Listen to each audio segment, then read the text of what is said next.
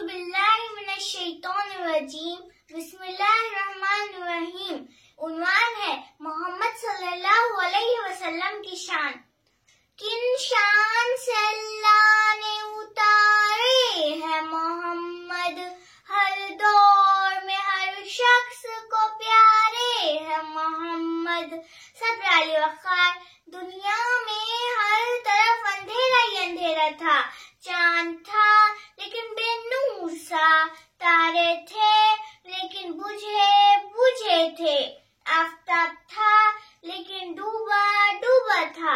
अक्लों पे पत्थर पड़े हुए थे, दिल उजले उजले हुए थे।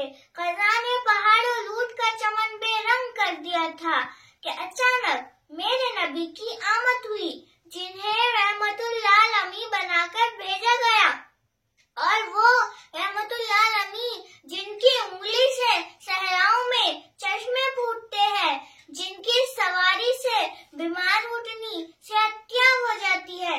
और वो रहमतुल्लिल आलमीन जिनकी खुर्बत अबू बकर को सिद्दीक, उस्मान को गनी, उमर को फारूक और अली को शेर खुदा बना देती है, जिसकी निस्बत फातिमा को खातून जन्नत, अली को सैयदुल शुहदा का दर्जा अता करती है।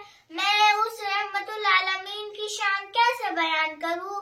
मकामे महमूद जिसके इंतजार में है, जन्नत सवर कर जिसके इंतजार में है, वो मक्का फतह करके आम माफी का ऐलान करने वाला, मेरा रब जिसकी जुल्फों की खस्में उठाए, वल्लैली इज़ा सजा, मेरा रब जिसके शहरों की कस्में उठाए, वहाज़ल बलदल अमीन, मेरा रब जिसे कभी हबीब कहे, कभी खलील कहे, कभी तहा कहे, कभी यासीन कहे और कभी मुदस्सिर कहे। हाँ सब वाली वक़ार इसी रहमतुल आलमीन को उम्मत के दौर में सजदों में रोता हुआ देखती हूँ।